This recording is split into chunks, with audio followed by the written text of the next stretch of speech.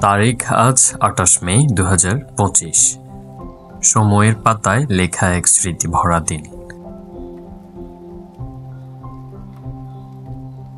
সাল ২০০৩, প্রায় ২ যুগ আগে, এক উত্তাল ও পরিবর্তনশীল সময়ে, যখন বাংলাদেশের গ্রামের ঘরে ঘরে তথ্য প্রযুক্তির আলো পৌঁছায়নি, স্মার্টফোন ছিল কল্পনার মতো।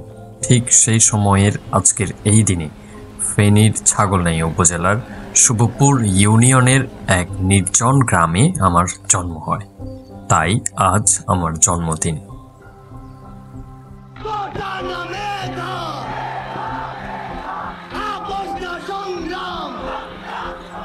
এই স্লোগানে মুখরিত হয়েছিল ২০২৪ সালের গণঅভ্যুত্থান, যার সাক্ষী হয়ে আছে ইতিহাস। সরকার পতনের সেই উত্তাল দিনগুলি জড়িয়ে আছে আমার জন্মদিনের সঙ্গেই। কিন্তু প্রশ্ন হলো, আমরা পরবর্তীতে কতটুকু মেধার সদ্ব্যবহার করেছি? এই ২২তম জন্মদিনে বছরে আগস্ট মাসের যখন ভয়াবহ বন্যা, মানুষ দিশেহারা, তখন আমি জীবন বাজি রেখে বহু মানুষকে উদ্ধার করতে মাঠে নেমেছিলাম। প্রাণ বিতরণ, আশ্রয় দেওয়া, পুনর্বাসন, যতটুকু পেরেছি মানুষের পাশে থেকেছি। বন্যার সেই নির্মম বাস্তবতা আমাকে শিখিয়েছে, জন্ম শুধু নিজের জন্য নয়, মানুষের জন্য কিছু করার সুযোগও।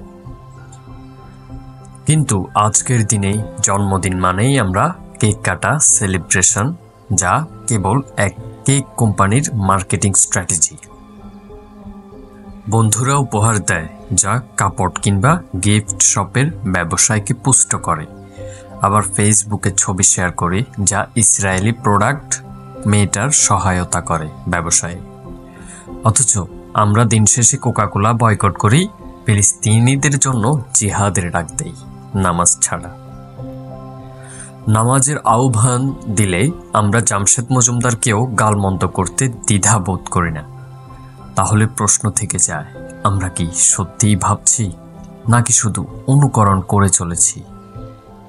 জন্মদিনকে ঘিরে কত ব্যবসায়ী আমাদের মাথায় যেই মার্কেটিং ঢুকিয়ে দিয়েছে, আমরা তাই অন্ধভাবে অনুসরণ করছি। আজকের দিনে আমি কৃতজ্ঞতা জানাতে চাই আমার বাবা মায়ের প্রতি।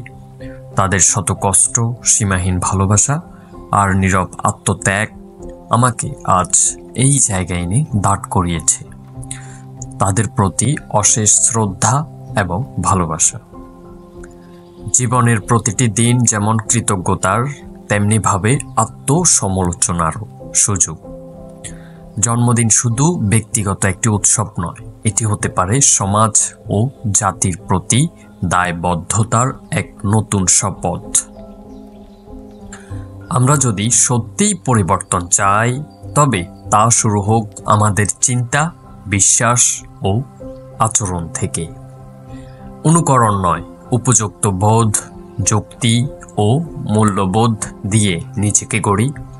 কারণ একটি প্রজন্ম যদি সচেতন হয়, তাহলে একটি জাতি বদলাতে পারে।